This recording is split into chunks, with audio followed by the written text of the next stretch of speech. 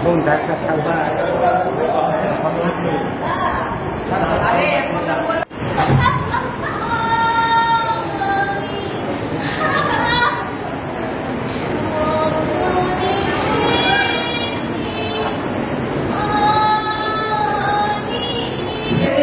খেলাধুলায় বলুন বা বিভিন্ন কার্যে বলুন, নাচ গানে বলুন, তারপর এই যে নাটক করার ক্ষেত্রে বলুন, ড্রামা, কুইজ কম্পিটিশন, ডিবেট, সর্বক্ষেত্রে তাদের পারদর্শিতাটাকে প্রকাশ করার একটা প্ল্যাটফর্ম হচ্ছে কিশোরী উৎকর্ষ।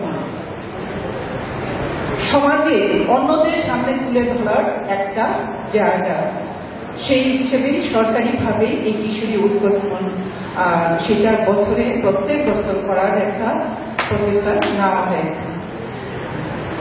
সেটা আপনারা জানেন এটা স্কুল লেভেল থেকে হয়, স্কুল থেকে এই কম্পিটিশনটা করা হয়, তারপর যারা ফার্স্ট হয় তারা ব্লক লেভেলে যায়, ব্লক লেভেল থেকে সেটা ডিস্ট্রিক্ট লেভেলের পরে সেটা অ্যাক্টিভ করে প্রত্যেক ইভেন্টে স্টেট লেভেলে পারফর্ম করবে। স্টেট লেভেলে যদি ভালো কিছু হয় সেটা আবার ন্যাশনাল লেভেলে যাবে। তো আমার বিশ্বাস আমার এই কোনো ডিস্ট্রিক্ট থেকেই কম নয়, শুধু তাদের কি বলবো এটাকে উৎসাহটা দরকার এবং আমাদের টিচার হিসেবে প্রত্যেক ছাত্রীকে উৎসাহ প্রদান করা আমাদের দায়িত্ব এবং কর্তব্য।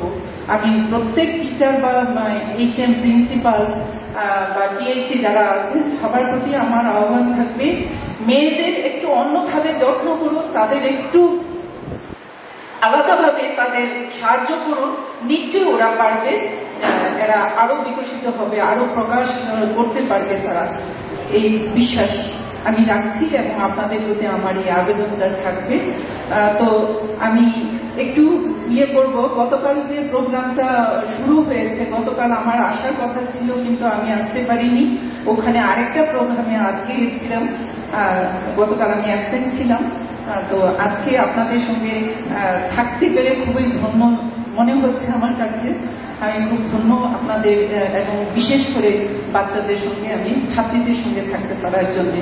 সবাইকে আজকে দ্বিতীয় দিনে যে অনুষ্ঠান সূচি সেটা শুরু করার জন্য আহ্বান করছি এবং সবাইকে ধন্যবাদ জানিয়ে আমার সংক্ষিপ্ত বক্তব্য এখানে শেষ করলাম। সবাইকে নমস্কার।